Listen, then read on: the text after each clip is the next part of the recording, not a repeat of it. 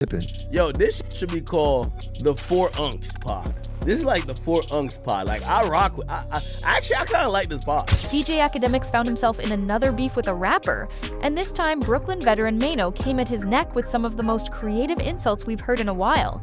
The whole thing started when Akademiks hopped on his Rumble stream and A jar of relish. that was Feeling today, man. Feeling great. Yo, Akademiks, check this out. Akademiks. What's up?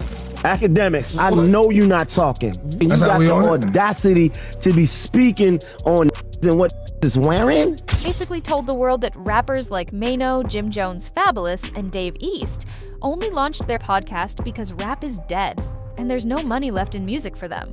Maino's response went viral, and trust me when I tell you he held nothing back. We're going to break down exactly what both sides said, how this beef escalated over the past few months, and why this situation actually connects to a much bigger conversation happening in hip-hop right now. September 22nd. You understand? You see, here's the thing, like, no, this ain't no gangster talk, we ain't gonna do no gangster shit, but listen, what I'm saying, since you wanna speak about, young, old, and when you do that, you indirectly causing division between young and old. Ain't no difference between young and old. There's only time. 2025 marked the premiere of a brand new podcast called Let's Rap About It, and the lineup caught everyone's attention because it featured Jim Jones, Maino, Fabolous, and Dave East, all together as co-hosts. 4 New York hip-hop veterans joining forces for a podcast sounds like a solid move on paper. Akademiks apparently disagreed. 2 days after that premiere, on September 24th, he jumped on his Rumble live stream and shared his thoughts. And what he said set this whole thing in motion. I'm kind of realizing, like, I thought this would be more madness and chaos. I want to say I like Maino, Dave East. I don't know if Dave East is an unk, but definitely everybody else is. Fabolous, Maino, and Jim.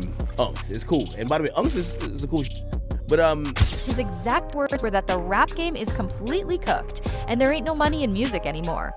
But here's where it gets interesting because he kept going. Akademiks explained that if you told him these 4 were together, he would have assumed they were making some 4-way greatest New York rapper project, but instead they're doing a podcast because there's no more money in music, unless you're like YB, or unless you're like the Drakes, and for the middle order guys, it's complete famine. And that's when he dropped what he called his disclaimer. His words were that there's no more money for the casual rappers, and that he's not disrespecting these guys, and that rappers are just realizing they have platforms and other things that are more monetizable than what they make in music. So he's telling everyone these rappers aren't earning from music anymore, while simultaneously claiming no disrespect, and you can see how that rubbed people the wrong way. The comments didn't stop there because Akademiks went even deeper with his industry analysis. His claim was that rap is done because there's no more parody, and he broke it down by saying it used to be 10% of rappers that's really getting it. Then it dropped to 5%, then down to 1%, and now he could confidently say it's 0.1%. That number stuck with people. His advice to struggling artists was blunt.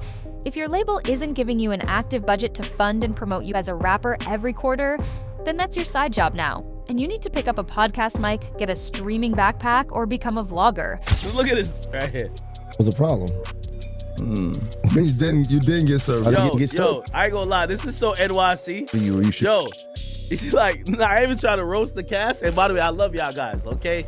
I hope y'all look at like me talking about y'all. I hope it promotes y'all pod. I'm not hating on y'all. Yo, Jim Jones is 53, dressed like a YN, hat to the back. You know what I mean? All grayed up, but yo, come on, Jim, like you're 53. Yo, you got the cutout knee where we could see a kneecap, bro. Like, come on.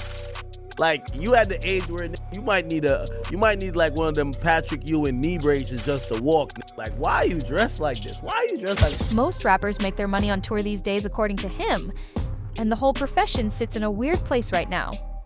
What Akademiks was really saying is that unless you're sitting at the very top of the game, you need alternative income streams. And he pointed to these 4 New York rappers launching a podcast together as evidence supporting his argument. Early December 2025 brought the escalation everyone expected. Akademiks apparently made some comments on his stream criticizing Fabolous's fashion choices, and that's when Maino decided enough was enough. The response video Maino dropped went viral almost immediately, and the insults he threw were absolutely ruthless. He called Akademiks built like a jar of relish, said he's shaped like a bag of wet laundry, and even compared his body to a woman with 4 kids. None of it was subtle. But the roast session continued beyond body jokes. Maino also targeted the Akademiks clothing brand, which existed long before DJ Akademiks, the media personality, became famous and was actually popular back in the 2000s. His question was, who even wears Akademiks anymore? And then he compared it to Echoes, which is another early 2000s streetwear label that fell off hard. The implication was clear that both the brand and the person sharing its name have become outdated and irrelevant. Understanding this beef requires knowing who we're actually dealing with on both sides. DJ Akademiks was born Livingston George Allen in Spanish Town, Jamaica, back in 1991, making him 33 years old currently. Rutgers University granted him a degree in biomathematics, which surprises a lot of people who only know him from hip-hop commentary. His first YouTube channel launched in 2012, but 2014 brought him real recognition through his coverage of Chicago drill music on a channel called The War in Chirac. The platform he's built since then is massive by any standard. Instagram shows him at 5.2 million followers. His YouTube channel has accumulated around 2.83 million subscribers, alongside over 1.4 billion total views, and Twitch lists him at roughly 593,000 followers, even though he's caught multiple bans on that platform. Complex hired him to co-host Everyday Struggle with Joe Budden from 2017 to 2020, but November 2020 marked his departure from that network. Since then, he's operated independently through his Spotify podcast, Off the Record, and his Rumble streams, where these comments about Maino originated. What follows Akademiks everywhere is his long history of beefs with actual rappers. Meek Mill has targeted him since 2017 with accusations that he gasses beef that got people killed. Freddie Gibbs and Akademiks have traded shots back and forth since 2020. Vic Mensa confronted him directly on air back in 2017, in a moment that became legendary. Even his former co-host Joe Budden turned critical of him over time. Just this year alone, calling Absol washed resulted in Absol dropping a diss track in response. The hip-hop community coined the nickname Wakademiks for him, because many believe he profits from controversy while hiding from any real consequences. Kendrick Lamar's 2024 track, 616 in LA, included a line calling him compromised, which only added to his reputation problems. Maino's story runs much deeper than most people realize. Born Jermaine Coleman in Bedford-Stuyvesant, Brooklyn in 1973, he's currently 51 years old and carries a life story that shaped everything about his career. A single mother struggling with addiction raised him, and his path eventually led to 10 years in prison for drug-related kidnapping before his release in 2003. Learning to rap happened behind bars, which makes his success story even more remarkable. His commercial peak arrived between 2008 and 2009 with back-to-back hits. Hi Hater broke through in 2008, and then All the Above, featuring T-Pain, dropped in 2009 and earned platinum certification from the RRK, while climbing to number 39 on the Billboard Hot 100 and number 10 on the Hot Rap Tracks chart. That platinum plaque represents his biggest commercial achievement. His debut album, If Tomorrow Comes, reached number 25 on the Billboard 200 during that same period. Akademiks supporters offered their own perspective, though. Some pointed out that Maino stepped into Akademiks territory by doing podcasts, a space where Akademiks has built real expertise and audience. Others argued that Maino needs to mention Akademiks by name, just to generate views for his own content. But the overall lean from the hip-hop community falls more critical of Akademiks in this situation. His reputation as someone who profits from stirring controversy while staying safe behind a screen caught up with him when Maino decided to respond.